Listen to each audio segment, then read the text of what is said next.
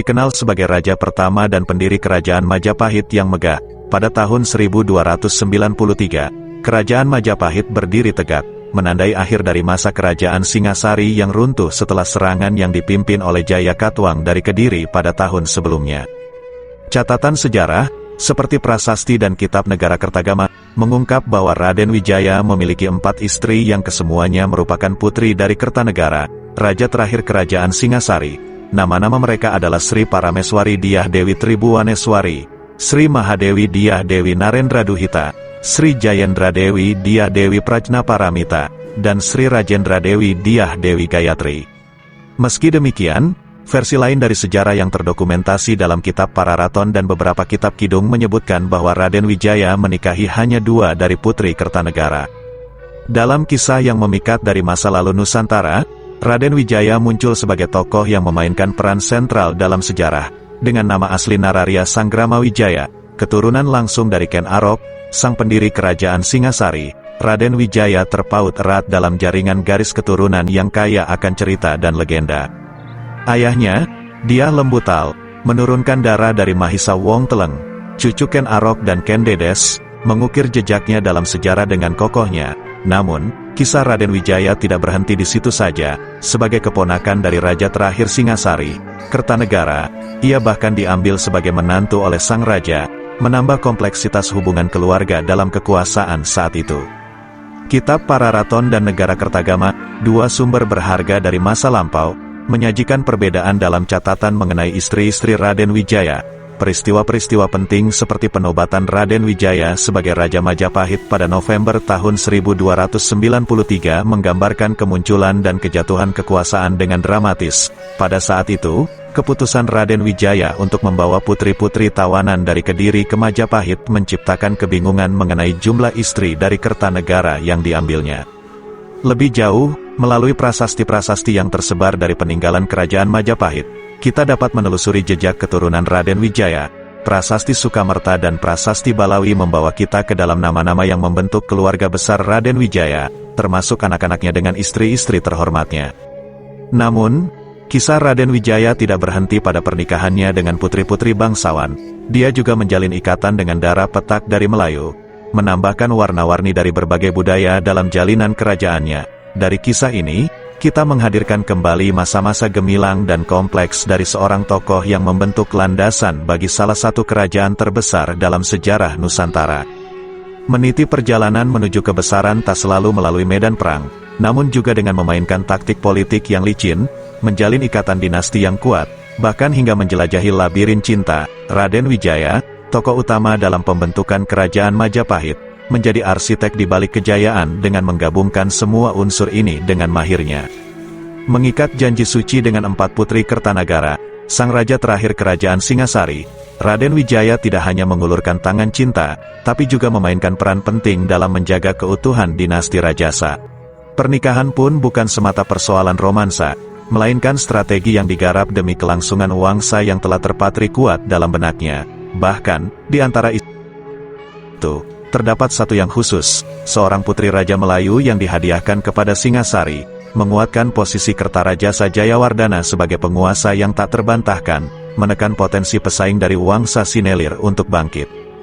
Namun, di tengah perselingkuhan politik ini, Raden Wijaya tetap menjaga ikatan dengan Raja Melayu Dharmakraya, melalui pernikahan dengan Dara Petak, seorang putri Melayu yang diserahkan ke Tanah Jawa oleh Senopati Kebo Anabrang. Dalam Kakawin Nagara Kertagama, kisah perkawinan Kertarajasa Jayawardana atau Raden Wijaya tertuang dalam bait-bait indah, diperkaya dengan sentuhan sastra yang memesona.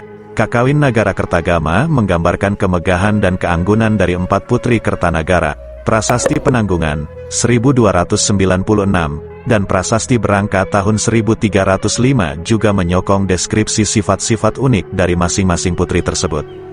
Sri Parameswari Dyah Dewi Tribuaneswari, sang putri sulung, mempesona dengan kepiawaian dalam bermain kata, seorang janda yang diperistri Raden Wijaya untuk memperkuat posisi politik keluarga Rajasa. Sri Mahadewi Dyah Dewi Narendraduhita, istri pertama Raden Wijaya, menunjukkan kesetiaan yang tak tergoyahkan bahkan saat Singasari masih di bawah pemerintahan Kertanagara. sementara Sri Jayendra Dewi Dia Dewi Prajnaparamita memancarkan keanggunan dan ketenangan dalam setiap langkahnya, sedangkan Sri Rajendra Dewi Dia Dewi Gayatri, sang bungsu, memikat hati Raden Wijaya dengan kecantikan yang memukau, menjadi pujaan hati sang raja. Dalam setiap detil kisah ini, kita merenungkan kekuatan politik, kesetiaan, dan keindahan yang melingkupi pembentukan kerajaan Majapahit, sebuah perjalanan yang tak hanya membangun kekayaan materi, namun juga kekayaan kisah dan legenda yang tak terlupakan. Dalam kisah epik kitab Nagara Kertagama dan prasasti-prasasti kuno seperti Kudadu dan Sukamerta, terungkaplah sebuah babak baru dalam kehidupan Raden Wijaya setelah naik tahta sebagai Raja Majapahit. Ia menjalin ikatan tak terputus dengan 4 putri dari Raja Kertanegara, sebuah langkah strategis yang tak hanya memperkuat aliansi politik, namun juga memperkukuh keberadaan dinasti Rajasa. Kisah cinta Raden Wijaya tak terbatas pada satu hati, namun terbagi rata di antara keempat putri Kertanegara.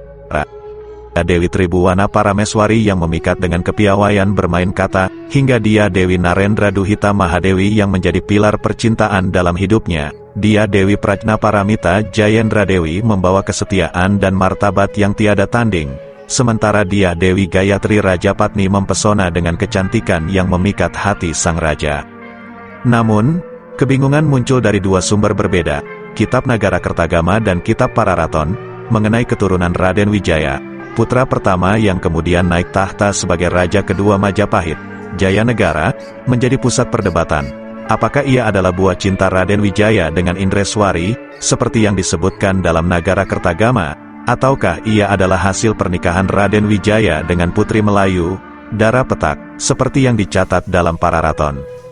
Dara Petak, sosok yang membawa harapan dan diplomasi dari tanah Melayu, dibawa ke Jawa oleh Mahisa Anabrang, pemimpin ekspedisi Pamalayu yang digagas oleh Raja Kertanegara. Tindakan itu menjadi bukti nyata dari permainan politik yang halus, di mana persahabatan antara Kertanegara dan Raja Darmasraya di Jambi mengukuhkan koalisi melawan kekuatan Mongol yang mengancam. Dari belantara diplomasi dan kebijaksanaan politik, hingga keanggunan dan kecantikan yang memikat, kisah Raden Wijaya dan para putri Kertanegara menyatukan lapisan-lapisan warna yang memeriahkan lukisan besar sejarah Majapahit. Seperti dalam legenda, hubungan mereka bahkan dilambangkan seperti Dewa Siwa yang tak terpisahkan dari Dewi Uma, sebuah ikatan yang tak tertandingi dan abadi. Sebagai sosok yang mengukir sejarah dalam kejayaan kerajaan Majapahit, Raden Wijaya memegang tahta kebesaran selama 16 tahun yang penuh warna. Namun, cerita tentang akhir kehidupannya menjadi sebuah misteri yang mengundang tanda tanya, dengan dua versi yang bertentangan dari Kitab Pararaton dan Kitab Nagara Kertagama. Menurut Kitab Pararaton, Raden Wijaya menghembuskan napas terakhirnya pada tahun 1267 Saka, yang setara dengan tahun 1305 Masehi. Namun, Kitab Nagara Kertagama menuliskan bahwa wafatnya Raden Wijaya terjadi pada tahun 1231 Saka, atau sekitar tahun 1309 Masehi. Perselisihan dalam catatan sejarah ini menambah misteri dan intrik di balik sosok besar Raja Majapahit ini.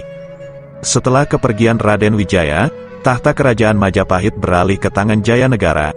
Namun, masa pemerintahannya diramaikan oleh gejolak pemberontakan dan perilaku yang kontroversial. Salah satu sikap yang paling menuai kebencian adalah upaya Jayanegara dalam menguasai kecantikan puteri-puteri istana. Melarang para pemuda mendekati kedua adik perempuannya dari ibu yang berbeda, Tribuana Tunggadewi dan Raja Dewi Maharajasa, Jayanegara menegaskan kekuasaannya dengan keras. Namun, keputusannya itu menjadi bumerang bagi dirinya sendiri. Kisah tragis berujung pada tahta guncang oleh tangan seorang abdi dalam Tanca. Pembunuhan yang terjadi menurut sebagian cerita dipicu oleh pengakuan istri Tanca yang merasa tidak senonoh diperlakukan oleh Jayanegara. Begitulah, kehidupan istana dipenuhi intrik dan rahasia yang melibatkan tahta, cinta, dan dendam, menambah warna dalam catatan sejarah yang penuh drama dari kerajaan Majapahit. Kasih tahu aku dengan tulis di kolom komentar ya. Jangan lupa like, share, and subscribe. Please, please, please.